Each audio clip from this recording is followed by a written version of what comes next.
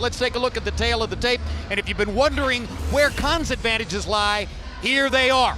Zab Super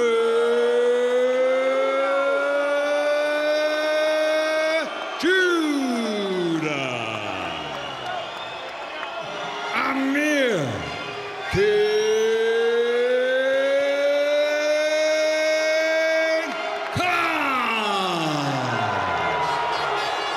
Any puncher below this point will be called low. With that said, I want you to obey my commands, protect yourselves at all times. Touch them up now, let's go to it. Judah says, with all his experience, he can teach Khan a lesson. The difference so far is the length of Khan's jab.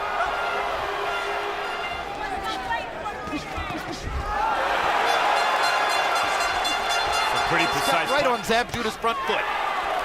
That eye is bothering him, and that may be a big factor going down the fight. He does. Most of his fights, including the fight with Mayweather, his confidence has grown with each punch. Khan saw Kaiser swelling or some marking around that right eye. Khan is a bigger, faster guy, and he's a fight. Khan forcing a right hand. Now Judah backing straight up. Judah's going straight back. Sneaky counter left. Oh, and a good right hook from Judah. I see the difference so far is that Khan has the longer reach. Judah doesn't look comfortable quite yet. Well, hard right hand by Khan. To teach me which one has really been to graduate school. That's what we're about to find out. He's going to block Khan's jab and then a return a jab of his own. But you're watching to see which fighter can keep his foot outside. Winning, and that's what's happening in this case. Although Judah's defense, he's concentrating on defense, but he hasn't been able to mount anything offensively. And Khan's putting Whitaker in the camp has been a big factor in this fight. And look at the size advantage. His back is considerably wider. Only threw 21 punches in the first round. Khan threw 51. A check hook as Judah came by. Khan would prevail. Khan using his feet now. Ooh. Judah almost caught him with a left hand. Judah told us in our fighter meeting yesterday that he is sure he's never been in the ring with anybody who had faster hands. A little bit. I mean, he's going back. He's strictly on the defense, and he's letting those shots. For a guy who was seen in the past as a fast starter. Dancing around, he's moving forward.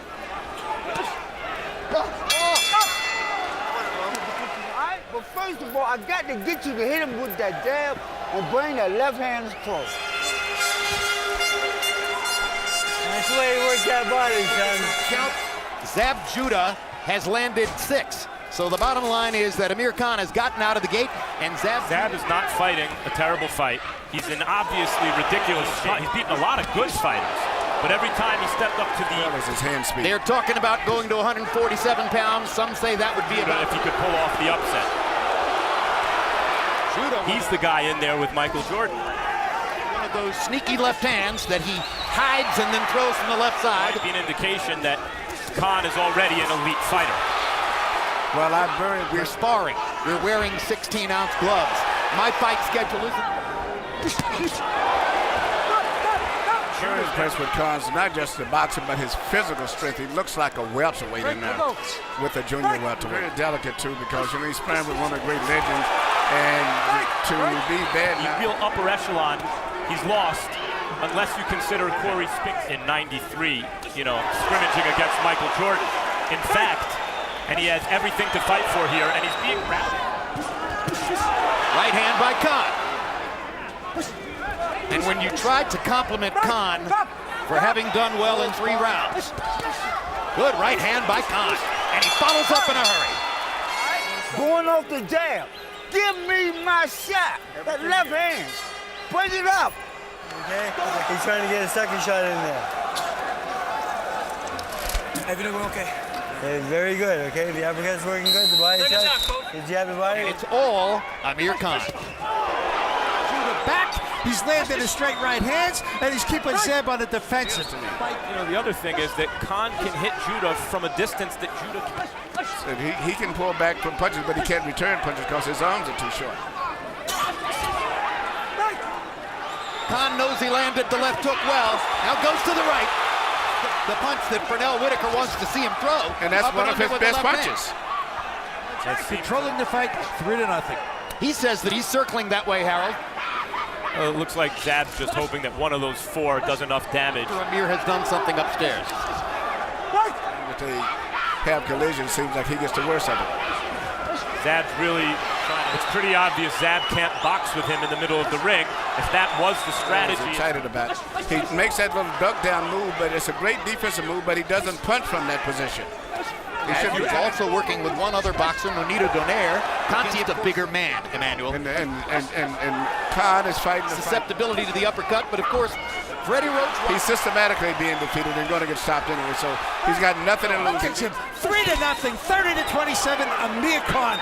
You know, Jim, the key to this fight is Amir Khan gets off first. Over top of him is going to drain him, just like I said right there. Even though he's avoiding the punches, physically are over. Good right hand by Khan. You know, you made a very good point, Max. I was just getting ready to fight perfect at the distance where he can punch very effectively. And he's reduced Zab to primarily being, I think, Khan is a much improved fighter from the other fights that I've seen him. He's an accurate puncher and a bigger puncher than the others. He circles to the right to, you know, try to square up on Judah, which is the wrong way to go because you're going right into Judah's strong.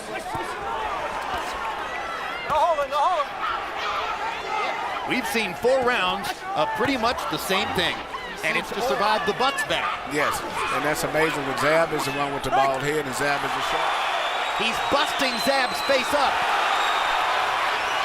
Well, I know one thing. Zab has got to start punching because he's systematically being. Judah himself had a new game plan, but you know, he's losing every round and getting beaten up.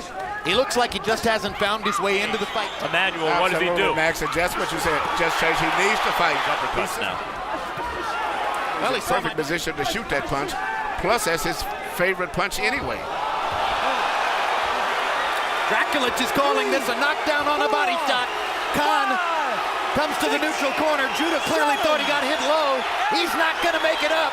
This is going to be a knockout victory for Amir. Ladies and gentlemen, here at the Mandalay Bay, referee Vic Drakulich counts to 10, and the end comes at 2 minutes 47 seconds of round number 5.